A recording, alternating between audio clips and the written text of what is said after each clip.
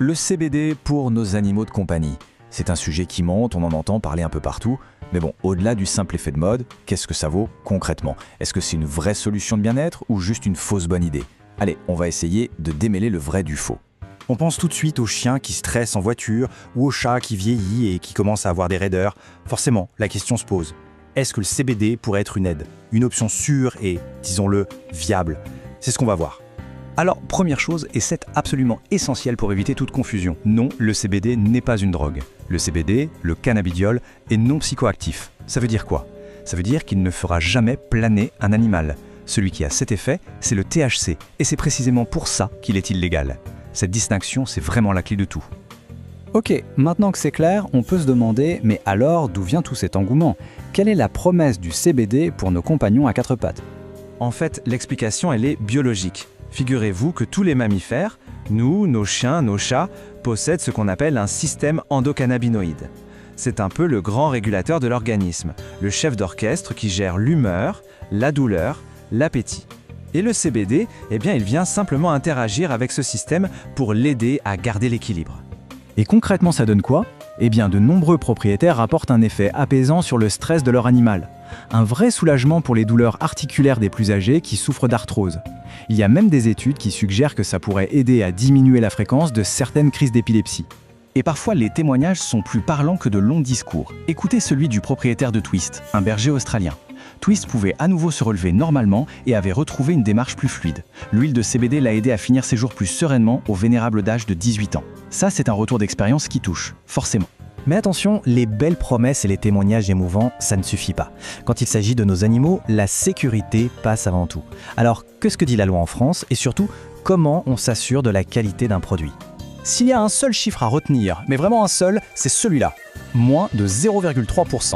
C'est la limite maximale de THC autorisée dans n'importe quel produit au CBD en France. C'est ce chiffre qui fait toute la différence entre un produit légal et un stupéfiant. Il faut dire que le cadre légal n'a pas toujours été aussi limpide.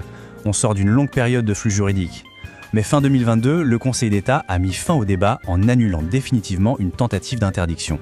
Aujourd'hui, la situation est claire. Les produits CBD sont légaux, à condition bien sûr de respecter ce fameux seuil de THC. Et là, attention, c'est un point crucial. Ce n'est pas parce qu'un produit est légal qu'il est forcément de bonne qualité. Et c'est précisément là que la vigilance de chaque propriétaire est indispensable. Alors comment on fait pour reconnaître un bon produit? Il y a 4 points à vérifier. Premièrement, la méthode d'extraction. Il faut privilégier l'extraction au CO2, c'est la plus propre.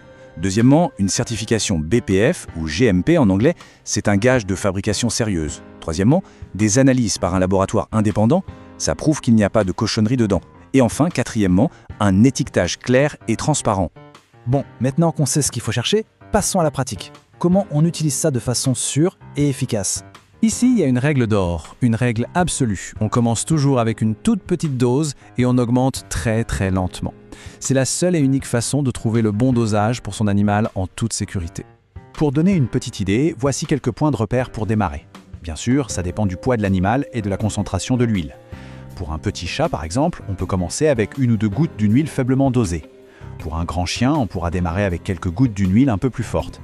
Mais il faut vraiment voir ça comme une simple base de départ à ajuster.